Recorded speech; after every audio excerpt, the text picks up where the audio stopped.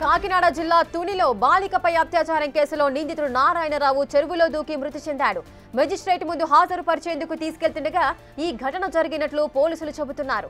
మూత్ర విసర్జన కోసం వెళ్లాలని అడిగితే వాహనం ఆపామని, కిందకు దిగిన నారాయణరావు పారిపోయేందుకు చెరువులో దూకాడని పోలీసులు చెబుతున్నారు. ఈత రాకపోవడంతో చనిపోయాడని చెబుతున్నారు.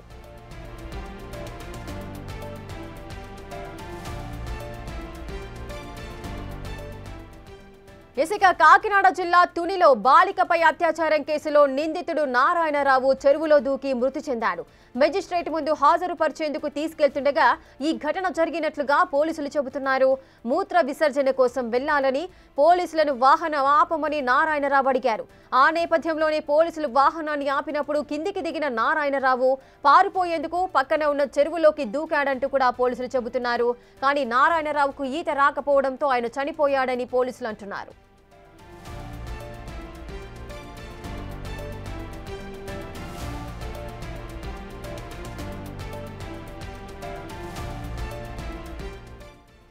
పూర్తి డీటెయిల్స్ మా ప్రతినిధి శివశంకర్ అందిస్తారు. శివశంకర్, నిన్న తునిలో జరిగింది బాలికపై అత్యాచారం కేసులో నారాయణరావు ఏ విధంగా ప్రవర్తించాడో ఆ విషయాలన్నీ కూడా మనకు తెలిసిందే. కానీ ఇప్పుడు ఆ నారాయణరావు చెరువులో దూకి మృతి చెందాడు అంటూ కూడా పోలీసులు చెబుతున్నారు. అంటే తనకు ఈత రాక మృతి చెందాడు అని అంటున్నారు. అసలు ఏ విధంగా జరిగింది ఇది? ఏసరేఖ చూస్తున్నట్లయితే ఏదైతే మైనర్ బాలిక అత్యాచారం కేసులో నిందితుడిగా ఉన్న నారాయణరావు దేహశుద్ధి చేశారు. అదే ప్రొటెక్ట్ చేసిన వ్యక్తులందరూ కూడా పోలీసులకు అప్పగించారు. అయితే దీనికి సంబంధించి పోలీసులు కూడా నిన్న ఈవినింగ్ ప్రెస్ మీట్ కండక్ట్ చేసి దీనికి సంబంధించి ఒక కిడ్నాప్ కేసు, అలాగే పోక్సోలో ఇదైతే 2-3 సార్లు ఆయన అమ్మాయి మీద అత్యాచారం చేసినట్టుగా అయితే మాకు రుజువులు లభించాయి. కాబట్టి పోక్సోలో సెక్షన్ 5, సెక్షన్ 6 కింద కఠినమైన చర్యలు తీసుకునే విధంగా సుమారుగా యావజ్జీవ కారాగార శిక్ష పడే విధంగా కూడా చర్యలు తీసుకుంటున్నాం అంటూ కూడా పోలీసులు వెల్లడించారు. ఈ నేపథ్యంలో అరెస్టులందరూ కూడా కోర్టుకి తరలించే సమయంలో పోలీస్ జీప్ నుండి తప్పించుకుని చెరువులో దూకి ఆత్మహత్య ప్రయత్నం చేశాడు. అయితే చెరువులో దూకిన తర్వాత ఈత రాకపోవడం వల్ల అతను పూర్తిగా మునిగి చనిపోయాడంటూ కూడా ఇప్పటికే పోలీసులు చెప్తున్న పరిస్థితి కనిపిస్తుంది. ఇప్పుడు మృతదేహం కోసం చెరువులో గాలింపులు అయితే చేపట్టిన పరిస్థితి కనిపిస్తుంది. అయితే మృతదేహం ఇంకా లభించిన పరిస్థితి కనిపిస్తుంది రేఖ.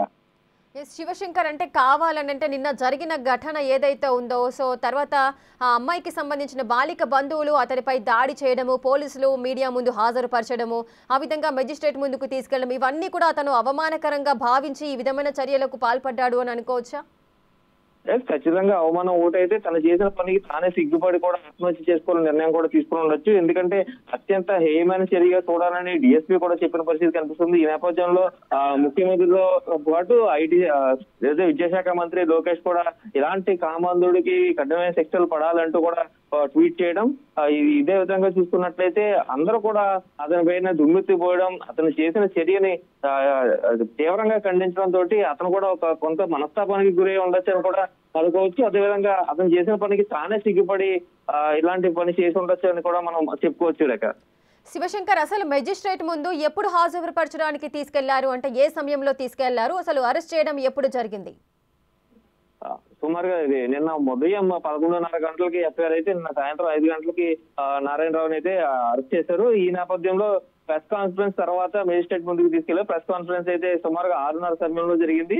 అనంతరం 7 గంటల సమయంలో అయితే వైద్య పరీక్షలకు తీసుకెళ్లారు. వైద్య పరీక్షల అనంతరం సుమారుగా 8:30-9 గంటల సమయంలో మేజిస్ట్రేట్ వద్దకు తీసుకెళ్తున్నప్పుడు ఈ ఘటన జరిగినట్టుగా పోలీసుల దగ్గర నుంచి సమాచారం అందుతుంది. రేఖ శివశంకర్, అంటే మూత్ర విసర్జన కోసం బండి ఆపమని అడగడము, ఆ తర్వాత అతను చెరువులోకి దూకి ఆత్మహత్యకు పాల్పడటము, ఈత రాకపోవడము, ఇదంతా కాస్త ఏమనుకోవచ్చు ఈ సంఘటన? ఖచ్చితంగా కొంత అయితే దీన్ని చూసుకున్నట్లయితే మనం అసలు దీని వెనక ఏం జరిగింది, నిజంగానే చెరువులో పడి చనిపోయాడా లేదంటే పోలీసులు అతన్ని ఎన్కౌంటర్ చేశారా అనే కొంత చర్చ జరుగుతుంది. కానీ ఖచ్చితంగా ఏం జరిగిందనేది పూర్తి స్థాయి క్లారిటీ లేదు. ఆ బాడీ కూడా ఇంకా దొరకలేదు. కాబట్టి బాడీ మీద ఏమైనా గాయాలు ఉన్నాయా లేదంటే నిజంగానే ఆత్మహత్యకి యత్నించాడు అనేది మాత్రం క్లారిటీ అయితే రాలేదు. రేఖ ఈ బాడీ దొరికిన తర్వాత కొంచెం క్లారిటీ వచ్చే అవకాశం అయితే కనిపిస్తుంది. ప్రస్తుతం అయితే గజేతగాళ్లతోటి చెరువులో అయితే గాలింపు చర్యలు అయితే చేపట్టారు. దీని బాడీ బయటకు వచ్చిన తర్వాత మాత్రం పూర్తి క్లారిటీ వచ్చే అవకాశం అయితే కనిపిస్తుంది. ఎందుకంటే మెడికల్ కూడా జరిగింది కాబట్టి మెడికల్ అయిన తర్వాత కోర్టుకి తరలిస్తారు. మెడికల్ పరీక్షలన్నీ వైద్య పరీక్షలు అయిన తర్వాత తరలించే సమయంలోనే ఇదంతా జరిగింది కాబట్టి ఏం జరిగిందన్న దాని మీద పూర్తి స్థాయి క్లారిటీ అయితే ప్రస్తుతం లేదు. రేఖ ఎస్ శివశంకర్ అంటే అరెస్ట్ చేయడం జరిగింది. ఆ తర్వాత మీడియా ముందు మాక్సిమం 6 ఆ విధంగా మీడియా ముందు ప్రవేశపెట్టడం జరిగింది. కానీ అత్యవసరంగా రాత్రి 7 గంటల సమయంలో మెజిస్ట్రేట్ ముందు పెట్టడానికి తీసుకెళ్తున్నారు అంటే ఆ టైంలో అంత ఎమర్జెన్సీగా తీసుకెళ్లాల్సిన అవసరం ఏముంది? అంటే దీన్ని ఈ కేసును కూడా ప్రత్యేక కేసుగా స్పీడ్ చార్జ్ షీట్ కేసుగా అయితే పరిగణిస్తున్నామని చెప్పారు. ఈ నేపథ్యంలోనే తక్షణమే మెజిస్ట్రేట్ వద్దకు తరలిస్తాం అంటూ కూడా డిఎస్పీ వివరాలు వెల్లడించేటప్పుడు కూడా చెప్పడం 6 నెలల లోపే చార్జ్ షీట్ అంతా కూడా రెడీ చేసి కఠినమైన శిక్ష పడేలా కూడా మేము చూస్తామని కూడా నేరుగా మీడియా కాన్ఫరెన్స్ లోనే డిఎస్పీ కూడా వెల్లడించారు. ఈ నేపథ్యంలోనే ఖచ్చితంగా 30 ఏళ్లు యావజ్జీవ కారాగార శిక్ష పడే విధంగా కూడా మేము సెక్షన్స్ అన్ని ప్రిపేర్ చేసామని మీడియా సమక్షంలో డిఎస్పీ కూడా చెప్పడం కూడా కొంత దీనికి కారణమై ఉండొచ్చు రేఖ. ఎస్ శివశంకర్, మనం నిన్న చూసాము ఈ ఘటనకు పాల్పడుతున్నప్పుడు ఆ నారాయణరావు ఎవరైతే వీడియో తీస్తున్నారో ఆ తోట యజమానితో ఏ విధంగా దురుసుగా ప్రవర్తించాడో కూడా మనం చూసాము. నేను టీడీపీ మున్సిపల్ కౌన్సిలర్ని అంటూ కూడా మాట్లాడడం అయితే జరిగింది. సో దీనికి సంబంధించి అంటే ఒక పార్టీ పేరు చెప్పి ఆయన అలాంటి ప్రవర్తనకు పాల్పడ్డాడు కాబట్టి మరి ఆ టీడీపీకి సంబంధించి ఆ రాజకీయ పార్టీకి సంబంధించి ఎవరైనా స్పందించారా? లేదు రేఖ, నిన్నటి నుంచి కూడా ఖచ్చితంగా అతను టీడీపీలో ఎటువంటి పదవులు చేయట్లేదు, టీడీపీకి సంబంధించిన కౌన్సిలర్ కూడా కాదంటూ కూడా టీడీపీ కూడా ఒక ప్రకటన అయితే విడుదల చేసింది. అతనికి పార్టీకి ఎటువంటి సంబంధం లేదని తుని నియోజకవర్గ టీడీపీ నుంచి కూడా ఒక ప్రకటన కూడా విడుదలైంది. ఈ నేపథ్యంలో అతనికి ప్రస్తుతం ఎటువంటి పదవులు లేవు పార్టీలో, అతను పార్టీలో ఏ పదవుల్లోనూ లేడు, అతను కౌన్సిలర్ కూడా కాదన్న విషయం నిన్ననే కూడా తేడతెల్లం చేశారు. అలాగే ఇంకా డిఎస్పీ కూడా దీన్ని పార్టీలకు ఆపాదించద్దు, ఇలాంటి ఏమైనా ఘటన జరిగినప్పుడు ఖచ్చితంగా అది అతను చేసిన పనిని మాత్రమే చూడాలి తప్ప పార్టీలకు ఆపాదించే పని ఎవరు కూడా చేయొద్దంటూ కూడా పోలీసులు కూడా వెంటనే చెప్పుకోవాల్సిన పరిస్థితి కనిపిస్తుంది రేఖ. శివశంకర్, నిన్న ఈ ఘటన జరిగిన తర్వాత బాలికను మళ్ళీ గురుకుల పాఠశాలలో తను డ్రాప్ చేయడం జరిగింది. తర్వాత ఈ ఇష్యూ అంతా జరిగింది. పోలీసులు స్టేట్మెంట్ తీసుకునేటప్పుడు ఆ అమ్మాయి తరపు నుంచి అంటే అమ్మాయి ఏ విధమైన స్టేట్మెంట్ ఏదైనా ఇచ్చిందా? నారాయణరావు గురించి ఏ విధమైన విషయాలు వెల్లడించింది? స్టేట్మెంట్ తీసుకునేది ఖచ్చితంగా ఉమెన్ పోలీస్ తో పాటు ఎవరైతే దీనికి సంబంధించి పోక్సోకి సంబంధించి సపరేట్ సెక్షన్స్ ఉంటాయి కాబట్టి ఒక ఉమెన్ ఎవరైతే పత్తిబాడికి సంబంధించిన లేడీ అసే దీనికి సంబంధించి స్టేట్మెంట్ తీసుకున్నారు. పోక్సో కేసులో ఆ స్టేట్మెంట్లు కానీ లేదంటే ఎఫ్ఐఆర్లు కానీ బయటికి బహిర్గతం చేయరు కాబట్టి ఆ సమాచారాన్ని పూర్తిగా సీక్రెట్ గానే ఉంచారు రేఖ. దానికి సంబంధించి అయితే కానీ ఖచ్చితంగా 4 సార్లు అతను తీసుకువెళ్ళినట్టుగా ఆధారాలు లభించాయని డిఎస్పీ చెప్పారు. ఏదైతే 4 సార్లు కూడా లైంగికంగా దాడికి పాల్పడ్డారని కూడా చెప్పడంతో సెక్షన్ 5, సెక్షన్ 6 కూడా అమలయ్యేలాగా పోక్సో చట్టంలో మేము చర్యలు తీసుకున్నామని కూడా వెల్లడించారు. అసలు ఇది ఆత్మహత్య అనుకోవచ్చా లేదా ఎన్కౌంటర్ అనుకోవచ్చా? ఈ విషయం ఎప్పుడు క్లారిటీ వచ్చే అవకాశాలు ఉంటాయి? అదేవిధంగా నారాయణరావు మృతదేహాని కోసం గాలింపు చర్యలు కూడా జరుగుతున్నట్టుగా మనం విజువల్స్ లో చూడొచ్చు. సో ఈ ఘటనకు సంబంధించి నైట్ కూడా గాలింపు చర్యలు అనేవి జరిగాయా? ఇప్పుడు కూడా కొనసాగుతున్నాయా? నైట్ నుంచి గాలింపు చర్యలు అనేది మొదలు పెట్టలేదు.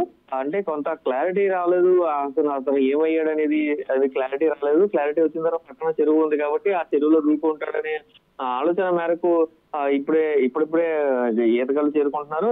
సుమారుగా 5 గంటల సమయం నుంచి కూడా గాలింపు చర్యలు అయితే చేపట్టిన పరిస్థితి అయితే కనిపిస్తుంది రేఖ.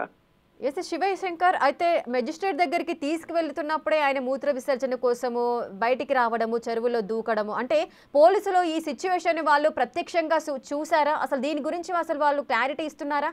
నిజంగానే చెరువులో దూకాడు, ఆత్మహత్య చేసుకున్నాడు అని అంత పర్టికులర్ గా ఎలా చెప్తున్నారు? వారు ఆపే ప్రయత్నం చేయలేదా? ఏదైతే ఇప్పుడు మూత్ర విసర్జన కూర్చున్నప్పుడు కొంత స్పేస్ ఉంటుంది కాబట్టి ఆ స్పేస్ లో అతను పరిగెట్టుకుని వెళ్ళిపోయి చెరువులో దూకాడు. చెరువులో దూకిన తర్వాత ఏం జరిగింది అనేది దాని మీద క్లారిటీ లేదు. ఖచ్చితమైన స్టేట్మెంట్ అయితే పాస్ చేస్తున్నారు. చెరువులో దూకి చనిపోయాడని చెప్పి ఒక ఇన్ఫర్మేషన్ అయితే ఇస్తున్నారు కానీ క్లారిటీ మాత్రం ఇవ్వడం లేదు. ఆ క్లారిటీ అనేది మిస్ అవుతుంది కాబట్టి ఇప్పుడు మృతదేహం దొరికిన తర్వాత ఆ క్లారిటీ ఏంటనేది తెలిసే అవకాశం అయితే కనిపిస్తుంది రేఖ. ఎస్ శివశంకర్, మరి మృతదేహ గాలింపు చర్యలు అనేవి ఏ విధంగా జరుగుతున్నాయి? అంటే ఏ ప్రాంతంలో ఎగ్జాక్ట్ గా ఏ ప్రాంతంలో చెరువు ఉంది? ఆ బాడీ అక్కడే ఉండే అవకాశాలు ఉన్నాయా లేదా ప్రవాహానికి ఏదన్నా ముందుకు వెళ్లే పరిస్థితులు ఉంటాయా? ఖచ్చితంగా ఇది ఒక చెరువే కాబట్టి పంచాయతీకి సంబంధించిన చేపలు పెంచుకునే చెరువు ఎస్ఆర్ నగర్ కి సంబంధించింది. తుని నియోజకవర్గంలోనే ఉంది. తుని టౌన్ కి దగ్గరలో ఉంది ఈ చెరువు.